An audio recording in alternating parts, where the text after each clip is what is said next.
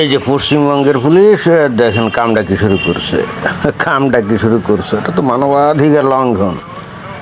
এখানে এই যে একটা ব্যক্তিকে এই যে খালি পায়ে হাঁটাচ্ছে, হাফ প্যান্ট পরিয়ে, তারপরে এই যে হাত জোড় করে মানুষের দিকে মাপ চাচ্ছে, আবার মাঝে মাঝে যে কানে হাত দিয়ে, মানে কানে হাত ধরে মাপ চাচ্ছে, এই যে কানে হাত ধরে মাপ চাচ্ছে। অথচ আজকে থেকে 1.5 মাস আগেও এই লোক কিন্তু ভয়ঙ্কর সিংহের মতো গর্জন দিত। সেই বিখ্যাত জাহাঙ্গীর খান, ওই যে পশ্চিমবঙ্গে অভিষেক ব্যানার্জি, অর্থাৎ মমতার যে ভাইপো অভিষেক ব্যানার্জি, অবিসম্বাদিত যুবরাজ, যার হুঙ্কারে এবং যার ভয়ে বাঘে মহিষে এক ঘাটে পানি খেত, তারই ডান হাত এই যে জাহাঙ্গীর খান, ওই যে ফলতার। তো যে নাকি ওখানে হুঙ্কার দিলে ওখানকার লোকজন, এই ফলতার লোকজন সব দৌড়ে পালাতো। এখন ভাগ্যের কি ফের এখন সেই জাহাঙ্গীর খান, যাকে আবার অন্যভাবে অন্য নামে যে পুষ্পা বলেও ডাকে। এখানে পুষ্পা মনে হয় যে কোনো একটা ওই মুভি বা কোনো একটা সিনেমার বোধ হয় নায়ক না খলনায়ক কি জানি, আমি দেখিনি, তবে এরকম হবে যে নাকি হয়তো বিশাল শৌর্য বীর্যের অধিকারী, হুঙ্কার দিলে অনেক কিছু হয়। তো জাহাঙ্গীর খান নিজেই নিজেকে পুষ্পা হিসাবে ঘোষণা দিয়েছিল। এখন সেই পুষ্পাকে এই পুলিশ, যে পুলিশ নাকি আজকে থেকে 1.5 মাস আগেও এই জাহাঙ্গীর খানের কথায় উঠত এবং বসত, সেই পুলিশ এখন 180 ডিগ্রি ঘুরে গিয়ে এখন তাকে ধরে বেঁধে এখন তাকে খালি পায়ে এই যে রাস্তায় হাঁটাচ্ছে। আর ওই জাহাঙ্গীর খানকে বলছে, তুই করবি, হাত জোড় করে মানুষের উদ্দেশ্যে ক্ষমা চাবি আর মাঝে মাঝে কান ধরবি। কি ভয়ঙ্কর অবস্থা, তাই না? এটা তো মানবাধিকার লঙ্ঘন। এইটা পশ্চিমবঙ্গের বিজেপি সরকার এবং তার পুলিশ এইটা কি কৌশল আবিষ্কার করলো কে জানে। বাংলাদেশ হলে সাধারণত যেটা হতো আর কি, এদেরকে ধরে পিটিয়ে, মানে গণপিটুনি দিয়ে মেরে ফেলতো, এরকম বাঁচিয়ে রাখতো না। কিন্তু এই পশ্চিমবঙ্গে দেখা যাচ্ছে একটা নতুন টেকনিক। তৃণমূল কংগ্রেসের যে তোলাবাজ, চাঁদাবাজ, দুর্নীতিবাজ যে সমস্ত নেতা, কাউন্সিলর বা ওই প্রাক্তন বিধায়ক যারা আছে, যারা এমনকি রিলিফের মালামালও আত্মসাৎ করছে, তো এই পুলিশ তাদেরকে গ্রেপ্তার করছে। গ্রেপ্তার করার পরে অদ্ভুত ব্যাপার হলো, এদের কোমরে রশি বেঁধে খালি পায়ে তারপরে হাঁটিয়ে নিয়ে যাচ্ছে। অনেক ক্ষেত্রে এদের উপরে যে মানুষ ডিম টিম ছুটছে। আমি একটা জিনিস বুঝলাম না, এরা ডিম কেন ছুড়ে? আরে ভাই, ডিম কিনতেও তো পয়সা লাগে নাকি? এবং দেখলাম যে এই ডিম, এই ছোটাছুটির কারণে ডিমের দাম কিন্তু বেড়ে গেছে। পশ্চিমবঙ্গে বেড়ে গেছে। তো ডিম না ছুটে গোবর ছুড়লেও তো বাড়তো, সেটাই ভালো হতো না? পুলিশে যদিও ব্যারিকেড দিয়ে নিয়ে যাচ্ছে, কিন্তু তারপরেও কিন্তু উত্তেজিত জনতা তাদের প্রতি কিন্তু এই ধরনের এই ডিম ছুটছে। কিছু কিছু জায়গায় গোবরও ছুটছে দেখলাম। তবে আমার কাছে মনে হয় যে ডিম ছোড়াটা ঠিক না, গোবর ছুড়লেই ঠিক হতো। বাট এই জাহাঙ্গীর খানের উপরে কি এখনো ডিম নিক্ষেপ করেনি? মনে হয় যে খুব কড়া প্রহরার মধ্যে আছে। হ্যাঁ, আসলেই তো এখানে শুধুমাত্র যে ওই পুলিশ আছে তা না, ওদের ওই যে সিআরপি টিআরপি কি জানি কেন্দ্রীয় পুলিশ আছে না, তারাও সাথে আছে। এবং ওই ফলতায় রাজত্ব করতো, বাঘের মতো হুঙ্কার দিত, সেই ফলতার প্রকাশ্য রাজপথে কিন্তু খালি পায়ে এইভাবে তাকে ঘুরাচ্ছে, কান ধরাচ্ছে, তার হাত জোড় করে মাপ চাওয়াচ্ছে। হ্যাঁ, এটা ওয়ান কাইন্ড অফ মনস্তাত্ত্বিক লড়াই। অর্থাৎ সাধারণ মানুষকে আশ্বস্ত করা যে যাকে তোমরা এতদিন ভয় পেতে বাঘের মতো, সে আসলে একটা ভীতু কাপুরুষ ছাড়া আর কিছুই না।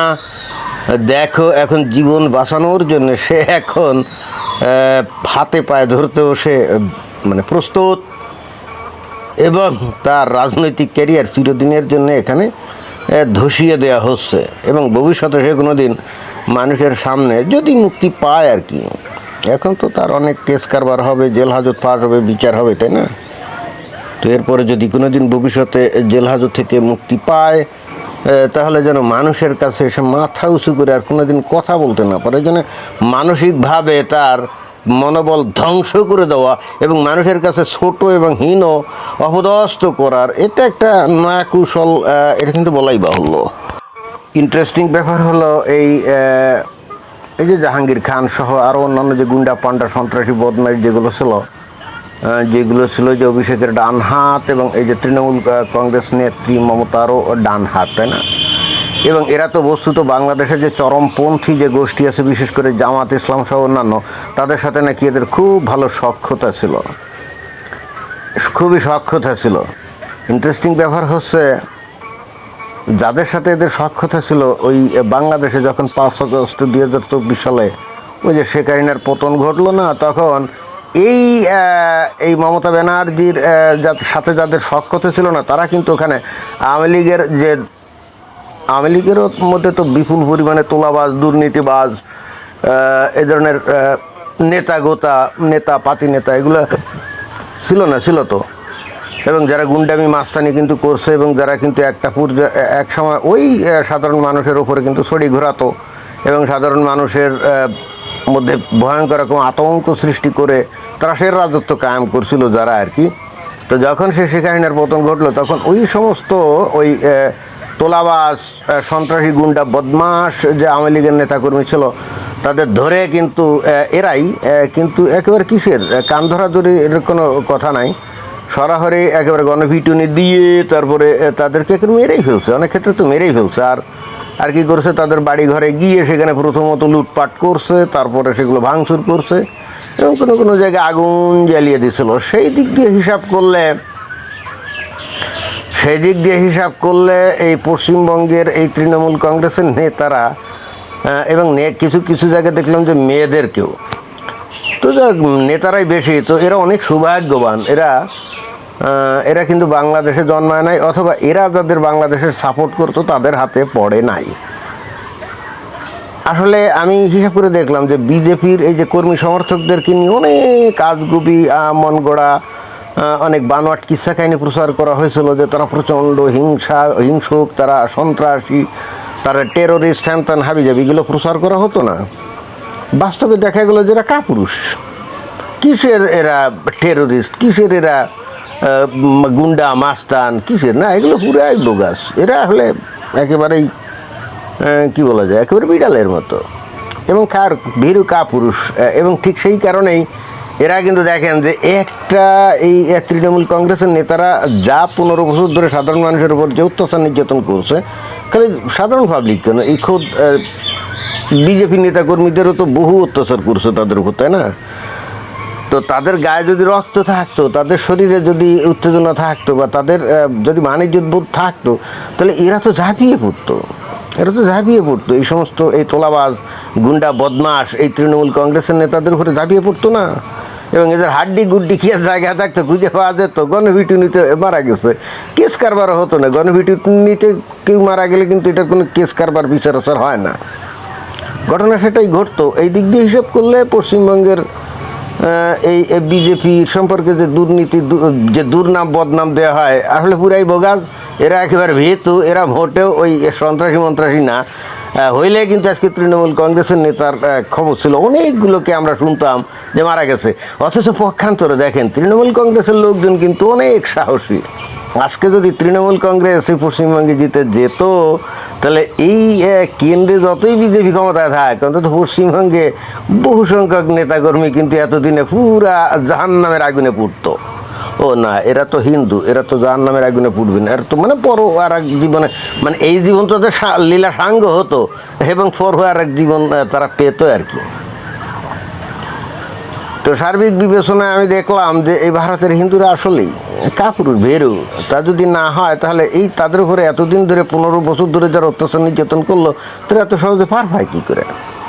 এখন অবশ্য কিছু লোক বলবে, আমরা ভাই এরকম হিংস্র না, আমরা আইন নিজের হাতে তুলে নেই না, অমুক সময় নানা ইচ্ছা বলবে। আরে ভাই, মাঝে মাঝে আইন নিজের হাতে তুলে নেওয়া খারাপ না, কারণ যে সমাজের যে আসার, এই যে যেমন ধরেন হাজার চোদ্দগুলারে নিয়ে যদি আপনি কোর্ট কাছারিতে বিচার করেন, ভাই অনেক ক্ষেত্রে এটা দেখা যাবে যে খালাস হয়ে যাবে, বা শাস্তি হবে খুবই, হয়তো 2, 4, 5 বছরের হয়তো জেল জরিমানা এরকম। ভাই এটা কোনো কথা হলো? তারপরে এসে ঠিকই তো আগের মতো, এদের টাকা পয়সার তো অভাব নেই, এরা রঙ্গ তামাশায় লিপ্ত হবে, তাই না? তখন তো মানুষ ভুলে যাবে, মানুষ তো বেশি দিন কিছু মনে রাখতে পারে না, তাই না? এবং এমনও তো হতে পারে এরা সবাই কংগ্রেসে যোগ দিলে এই হয়তো এমনও হতে পারে এই যে পশ্চিমবঙ্গের মানুষ একদিন আবারও এদের প্রতি সমর্থন জানাতে পারে, এরাই আবার হর্তাকর্তা হয়ে যাবে, পারে না। কিন্তু এদের তো আসলে ওই সুযোগ দেওয়া উচিত না। এরা যে আকাম কুকাম করছে, এদেরকে তো আর ওই সুযোগ কোনোভাবেই দেওয়া উচিত না। এবং যে সমাজ এদেরকে এই সুযোগ দিবে, বুঝতে হবে ওই সমাজ আসলে পচে গেছে, ওই সমাজ অসভ্য, ওই সমাজের আসলে এই সভ্য জগতে টিকে থাকার কোনো অধিকার নাই। দেখেন, সভ্যতার ধারা বজায় রাখতে গেলে মাঝে মাঝে কিছু অসভ্য কাজ করা লাগে। কারণ যে যে ভাষা বোঝে রে ভাই, আপনি যদি একটা পাগলা কুত্তা, যে মানে কি ওই যে র্যাবিস ভাইরাসে আক্রান্ত হয়ে গেছে, তাই না, আপনি ওই যখন সুস্থ ছিল যত আদর করেন, কত আপনি তারা আদর করতেন, তাই না, ভালোবাসতেন, ভালো কথা। কিন্তু যদি র্যাবিস ভাইরাসে আক্রান্ত হয়ে যদি পাগল হয়ে যায় ভাই, এরপরে আপনি যদি ওরা আদর করতে চান, ও তো আপনারা কামড় দিবে, কামড় দিলে আপনারও তো বাবুল্লীলা রাঙ্গ হবে, তাই না। তো এই তৃণমূল কংগ্রেসের নেতা নেত্রী যতগুলো আছে, যেগুলো দুর্নীতিবাজ, তোলাবাজ, ধান্দাবাজ, এদের তো কোনো রাজনৈতিক আদর্শ নেই, কোনো নৈতিকতা নেই। এগুলো তো আসলে ভাই র্যাবিস ভাইরাসে আক্রান্ত পাগল কুত্তা, এদের আচার আচরণও তাই ছিল, তাই না। তো এদের শাস্তি কী হবে? ওই কোর্ট কাছারি, তারে পাগলের বিচার কি কোর্ট কাছারিতে হয় নাকি? ধন্যবাদ।